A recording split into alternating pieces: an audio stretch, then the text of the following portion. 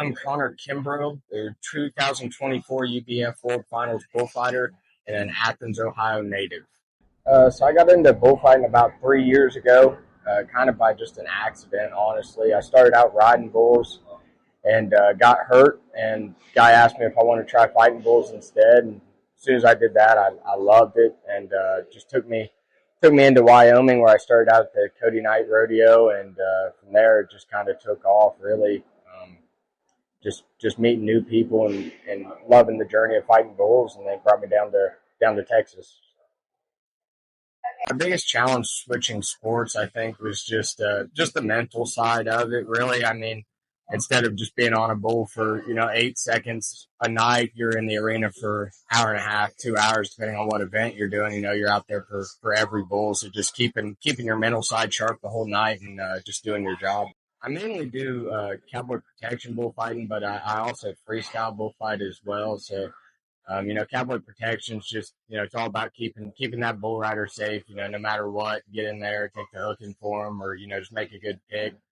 But then freestyling's a little bit different. It's just, 60 seconds in an arena. You and a Mexican fighting bull who's just bred to, kill you, essentially. Like, he's going to come out and try and hook you the whole 60 seconds, and you just have to, be quick on your feet and figure out how to get around them and read them correctly. Yeah, it's just a 60-second fight, really. I think one of the biggest highlights of my career is probably winning the UBF World Finals in 2024.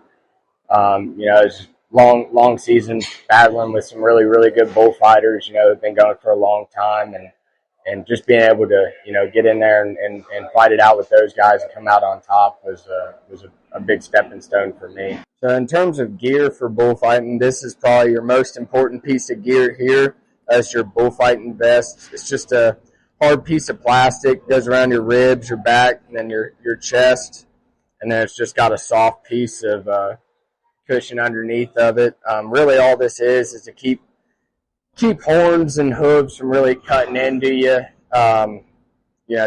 Take some of the blow, but I mean, for the most part, when you get hit by a 2,000-pound animal, there's not much this vest can do, but it is nice to have. Then this is probably the second most important piece of equipment we use. It's a hook knife.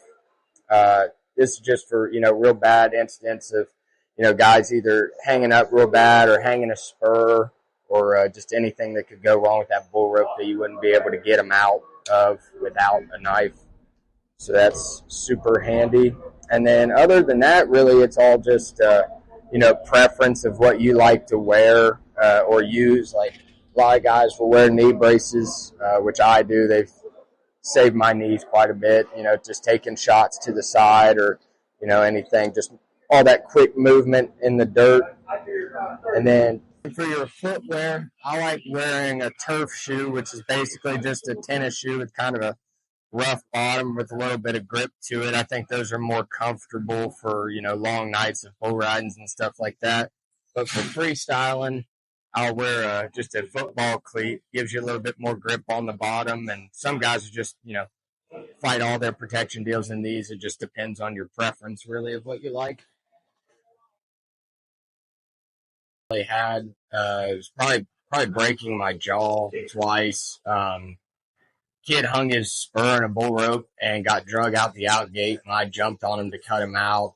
Bull turned around, hooked me, and then stepped on my face and hurt my jaw in 3 places. Had to get surgery, put a plate in my mouth to keep it wired shut. And I think the biggest thing I learned through that is like that it really is a passion. Like, the sport's a passion. No matter what injury I was going to get, through fighting bulls, like, it was worth it. Like, I wanted to come back. There wasn't any time that I wanted to take off from it.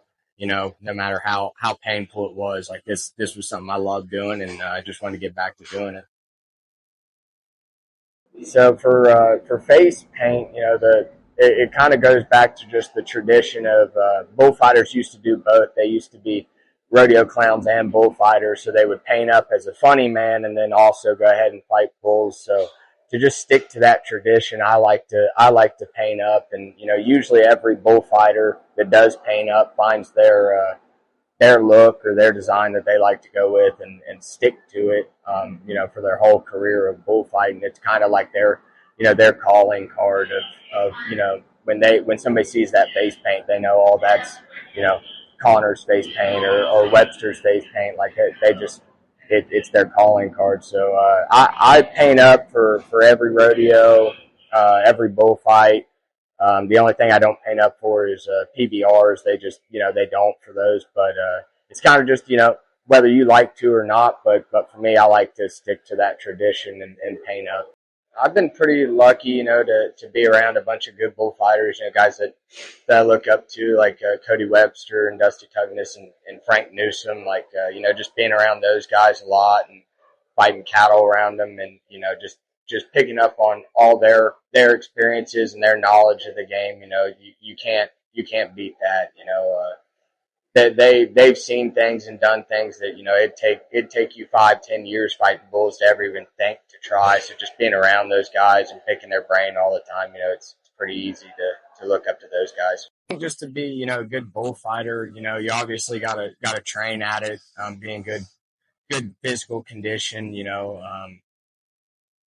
gotta be athletic, quick on your feet, and then mentally, you got to know going into the arena that you got to love it. Like it can't be something that you second guess or think you want to do. Like when you step out in the arena, the mental side of it's the most important, because you gotta go out there knowing I might take a hook in, but I'm gonna get back up and keep going, whether that's freestyle or protection. The mental side of it's the biggest.